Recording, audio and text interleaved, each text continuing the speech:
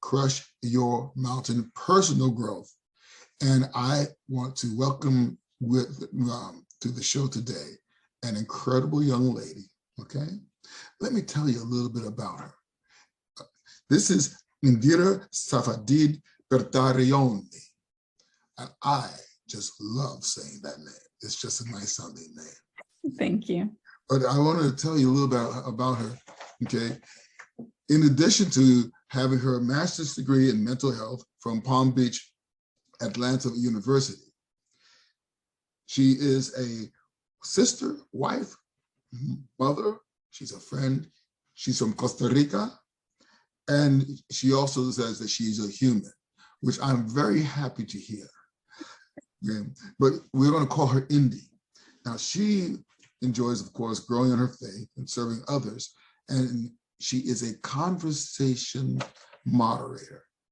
Now, why is that important? You know something? It seems that these days, people talk to each other.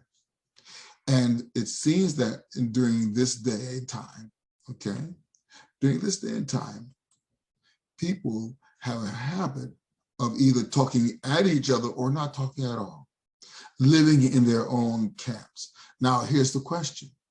What does that do for our mental health and our physical health? We're going to have this conversation today. And I hope everyone benefits from this information and take with them the determination to start talking, stop assuming, stop second guessing, stop creating stories in your mind and acting on the stories, but share your heart, share your soul, and come together in order to synergize and build something better as a family, as a society. Indira Safadid-Bertarioni, welcome to Crush Your Mountain Personal Growth. Thank you. Thank you for having me today. Well, it's certainly a pleasure to have you today. You know, we talked a while back, and I was very impressed with your insights and the placidness of your soul. You know, you had some health issues as well that you were able to conquer. I'd like to address that first. Absolutely. What you experienced. Before I became a mother, during that pregnancy period with both my children, I struggled a lot with my physical and my mental health, and I would even say my spiritual health. I went through a very difficult pregnancy the first and second time, just out, I think, a lack of awareness about what it would look like. I like to say that I just was so excited to have a baby that I just pictured that baby being given to me, and there was the baby. Like, that's what I pictured. I did not foresee the challenges, some of the struggle that some women experience when they're pregnant. And it mainly came out of a lack of awareness. So I'm thankful I went through it, but they were not easy transitions into motherhood. And I'm very, very grateful that I came out of it with that awareness now, that there's so much to my physical health I had ignored for years out of this need to survive. You know, I left my home at a young age to go to school and, you know, fended for myself, working 3 jobs, doing full-time school. And then at one point took in one of my younger sisters, and she lived with me, and she's still here in my home to this day. So when I became pregnant, I was forced to kind of, you know, stop the survival mentality that I had up until that point. And I crashed very hard. I had a lot of struggles during those 2 periods of bringing my children into the world.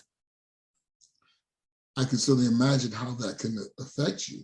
Now, did that lead into postpartum depression at any point? Absolutely. I actually experienced postpartum anxiety and depression, which it actually coincides. I studied mental health counseling.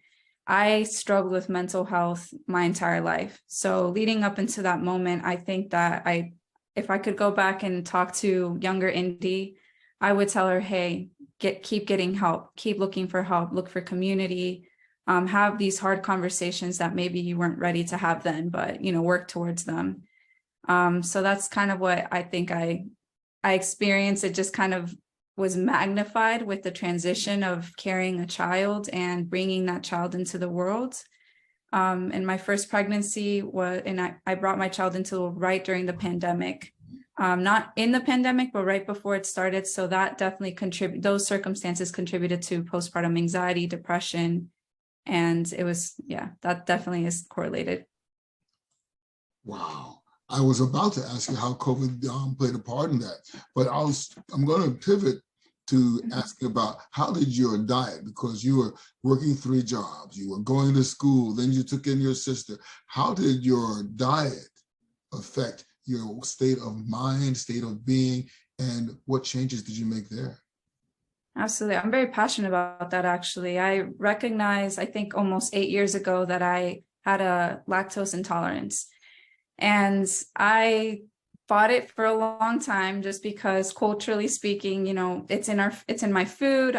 It's like a way of life to eat. So I cooked a lot of dishes that had dairy, and I would ingest it normally, just day to day. A lot of the processed foods I would eat while I was in college without realizing had dairy or a lot of processed, chemicals that I recognized were affecting my mood.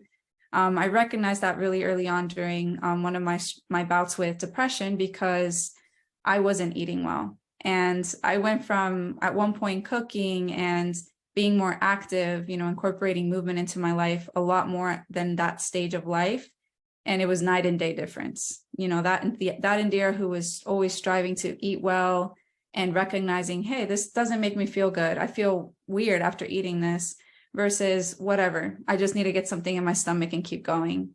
Those were 2 different people when it came to mental health. So I'm very passionate about what now to this day I put into my body, and recognize that it is very correlated and interrelated to my mood and to my mental health. And it's something I love having conversations about, because, if you're just doing what you need to do to survive, I absolutely 100% respect that. But if you take a moment and pause and think, how did this affect me? And it's not in a healthy manner, that's where, you can shift, move towards a different type of intake of nutrients and seeing it in a different light. Yes, absolutely. We're all on a journey, but many times we kind of drift. We're either taking the oar and rowing and using the rudder so we can go where we need to go, or we wind up just sort of letting the current take us. And a lot of people just tend to do that. Yeah. So tell us, you took your own, you took matters into your own hands, as it were, but you also began a course of study directly related to your own life. And you got a degree in mental health. Could you talk a little bit about that? Absolutely. That period of time was very challenging, but very rewarding. Just from the conversations I would have in the classroom to the practical, experiences I was having with patients or clients at the agency I served at. And it really is incredible, because during that time, a lot of trauma kept coming up for me, like not only trauma from my clients that was being shared, but it kind of brought up stuff for me that I had thought had passed. It was in the past. And I always used to think that I could be a compartmentalized person when I was a counselor. I could sit with someone and be with them, but not be myself, if that makes sense. And that I was caring for them and showing up for them, but it meant that I wasn't showing up for myself first. So that was big. That was a big challenging learning lesson during my study and internship period. When I completed my master's, I decided I cannot go into counseling until I do the hard work. I need to do the hard work first before I ever can invite anyone else to do that as well.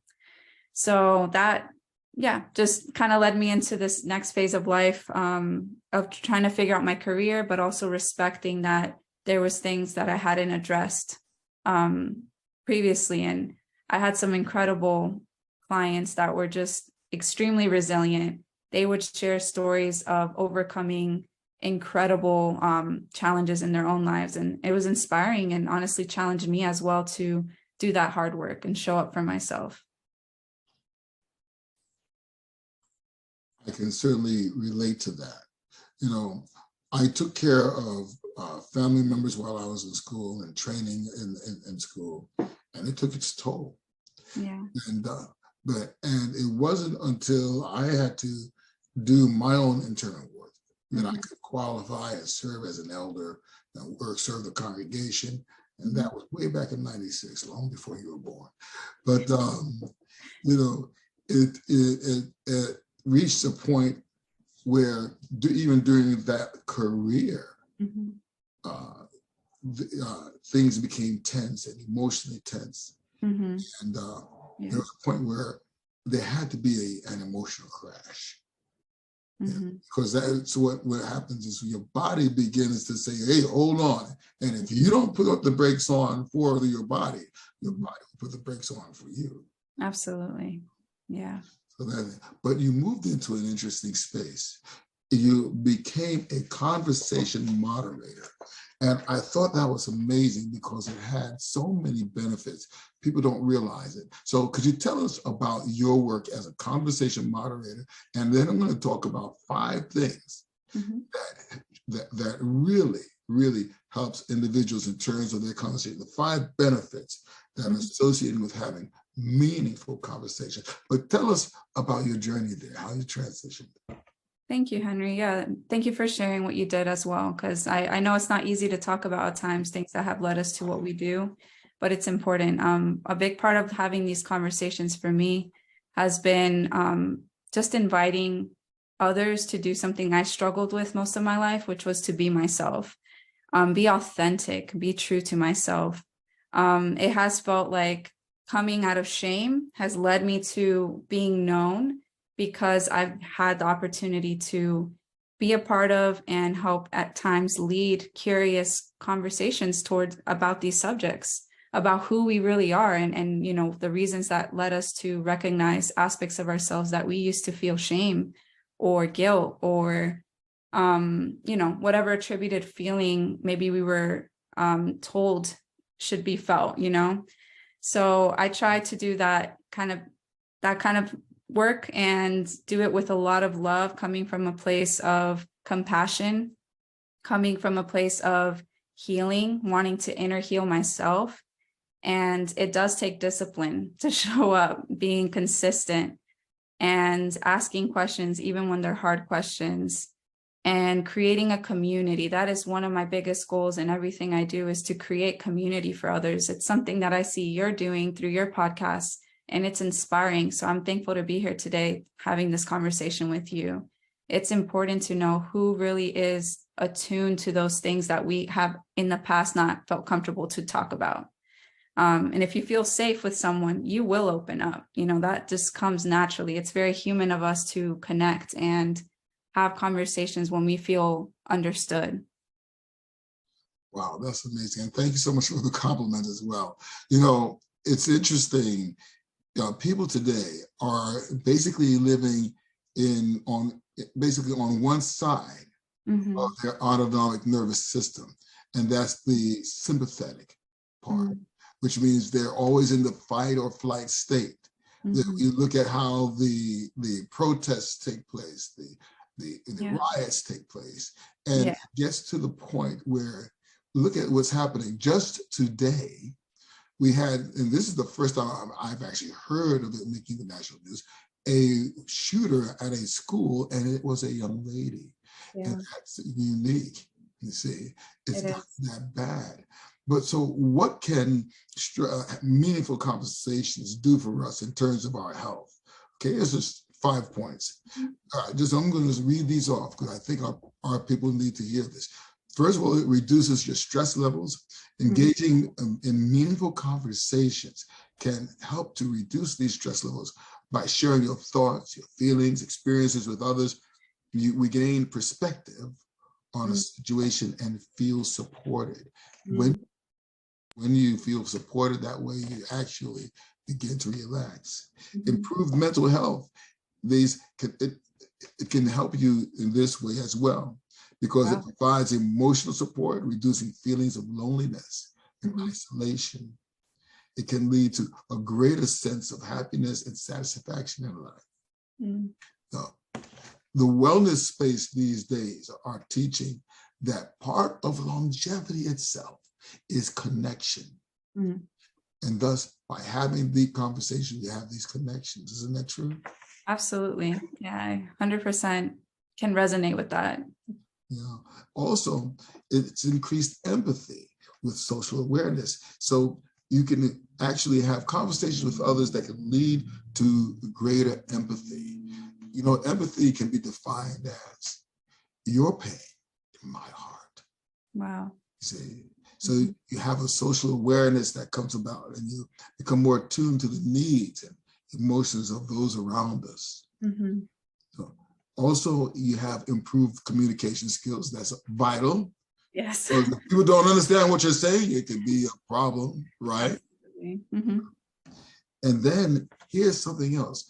For those that are really interested in preventing and protecting themselves against dementia, protecting themselves against cognitive decline, having meaningful conversations actually improves our cognitive ability. And if it protects us, it actually enhances our intellectual capabilities. You see? So this can have an excellent effect on our body, on the overall cognitive health, and may help prevent dementia and other age-related cognitive disorders.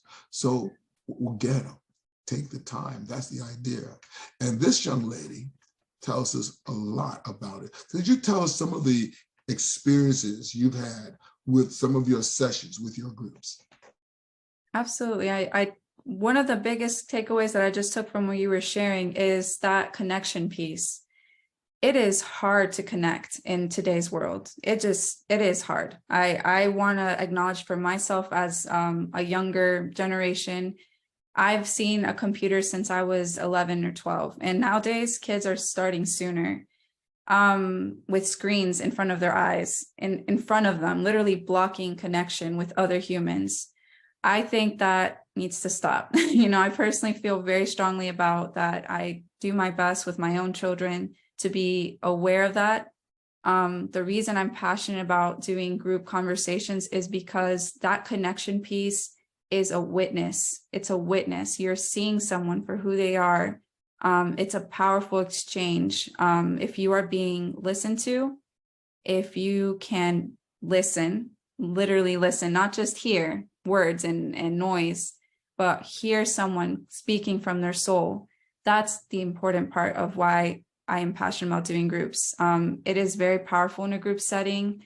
One of my favorite classes in the master's program was doing groups, and then I got to do that with substance abuse, a substance abuse treatment program that I participated as a group facilitator, and it was developmental to my own professional growth. And now I get to do that online on a computer. It's not ideal, but I think it's one step closer to breaking the noise of social media, breaking the noise of what happens when you go online to just see people but not interact. There's no connection. Sure, there's ways to connect, putting a little heart, or that I care about something someone posted, or even commenting under something someone has shared. But that is not real connection. So that's a big reason that I strive to have these conversation groups, to process, to build opportunities for others to be witnessed, to be seen. And in that connection piece, I think that there is healing, and there will continue to be healing the more you show up to listen, to be heard. And a big part of that too is kind of rewriting the narrative. That was a big piece in counseling for me that I thought was so powerful. When I heard one of my clients sharing a story for the first time, and then at the end of our time together, sharing that same story with a different perspective was powerful.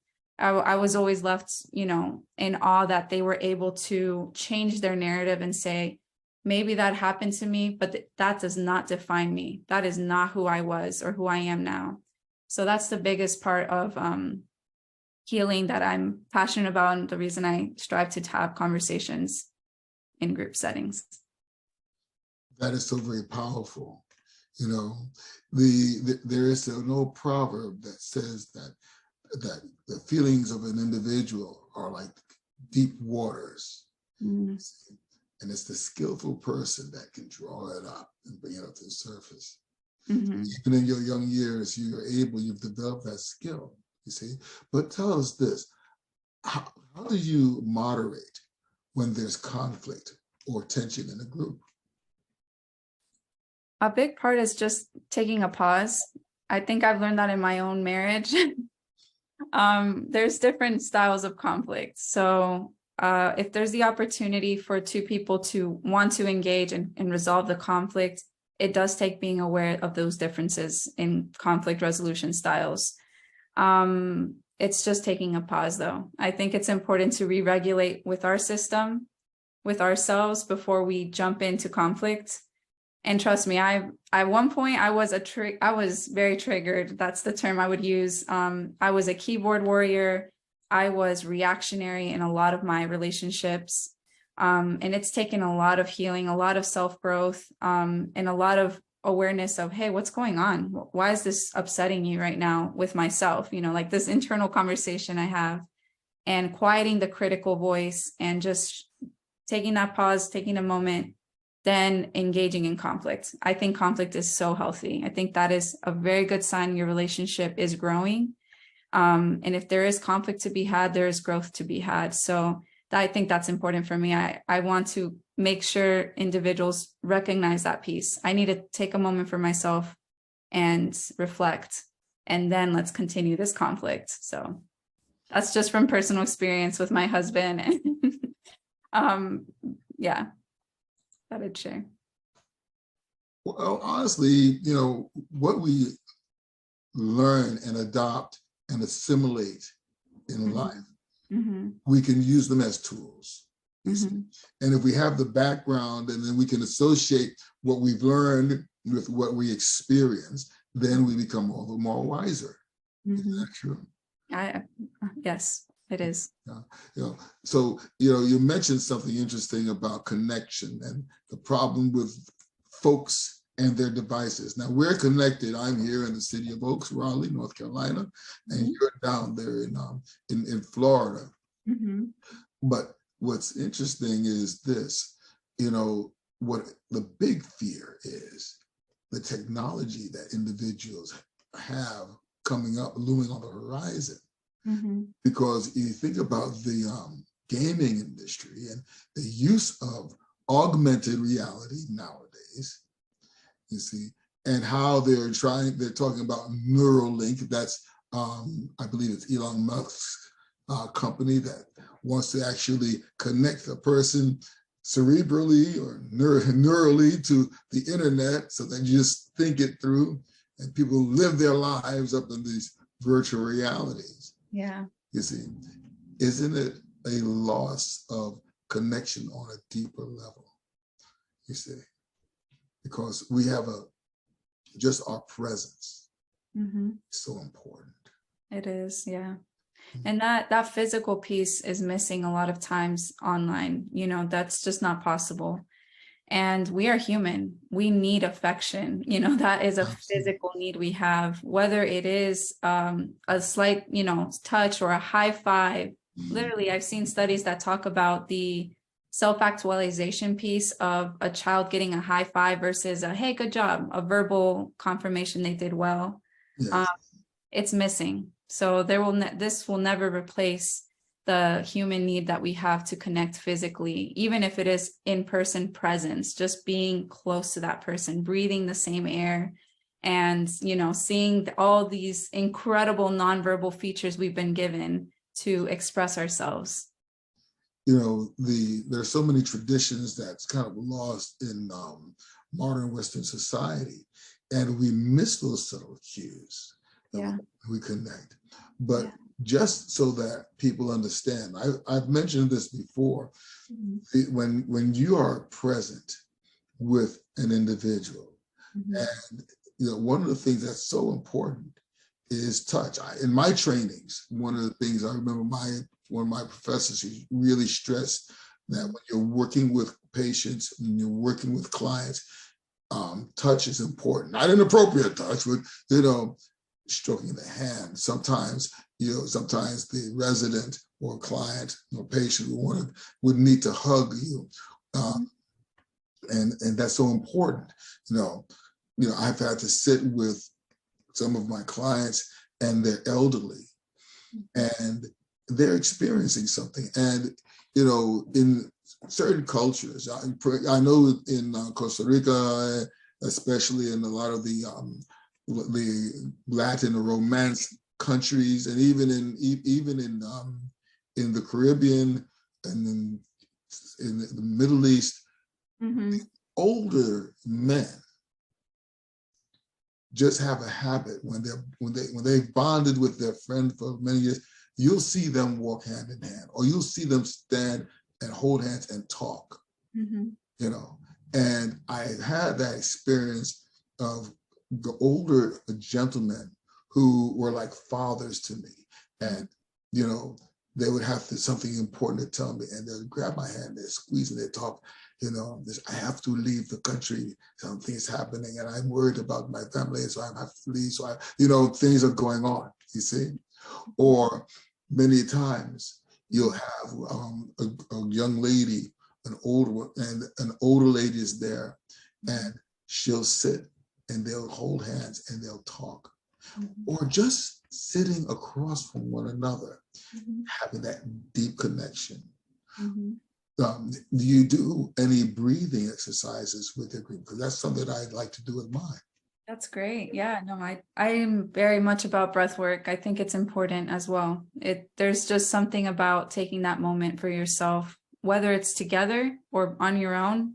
And I've seen people who practice meditation as a personal thing, and then in person doing it as a group. It's valuable. I did get to do that a little bit with clients who struggled with anxiety, or when they've had very deep trauma. Just breathing and calming down the nervous system has been important doing that. So that's amazing that you got to do that as well. Yeah. One of the things I like to do is to have them sit and breathe. And what happens is a few things. First of all, the heartbeats begin to sync up. The heart's beat as one. Now, the heart generates an electromagnetic field that extends about 3 feet out from the body. So if you're sitting in a circle and it's really tight, now you have this beautiful circle of energy that's being generated. But more importantly, when it's close family members like you and your husband, your children, you're exchanging the microbiomes, the bacteria that your body needs, and it enhances the good bacteria. The increase of oxytocin in the body and the dopamine in the body actually builds. So you're building an overall mental and physical health by means of those conversations. Wow. So that's what I really value. And I think the work that you do online and down there in person is amazing. So tell us this. I know that you're a fraction of the way in your journey. We're going to circle back in 20 years to see how far you've come. But Indira, I have one more question for you, Indy. And this is a question I ask all my guests. And my question simply is this. Indira Safadid-Bertarioni, what does it mean for you to crush your mountain? This season has taught me to surrender. That's how I want to crush my mountain, is continuing to surrender my self-will, if you understand, just trying to force things to happen and trusting that, my higher power, which is God, is in control. And that has been very hard to do because my mind, my will of mind, my willpower, my mind, my body, even my heart at times strives for things that maybe are not what is what meant to be for me. So I've just been surrendering to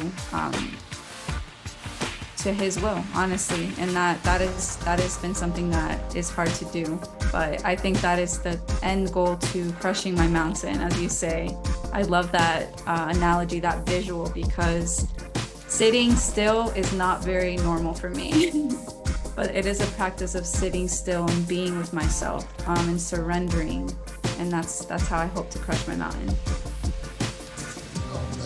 As I said before, that the interesting thing is that the ocean against that mountain, it doesn't seem to be actually doing anything. But little by little, every time that the tide goes in, goes out, goes in, it goes out. I love that visual. Yeah. It pulls away a little bit of the soil. So finally, what was once a mountain is now the sand at the bottom of the ocean. Incredible. Yeah. And so that is the nature that's part of the divine. And we look forward to more work from you. Hopefully, maybe there's a book coming out one day soon. You'll see it. And in the meantime, though, we just want to encourage you and acknowledge you for the work that you do. And as I always tell everyone at this time, friends, don't just climb your mountain, crush through it. We'll see you next time. Thanks so again, my dear Indira. Thank you.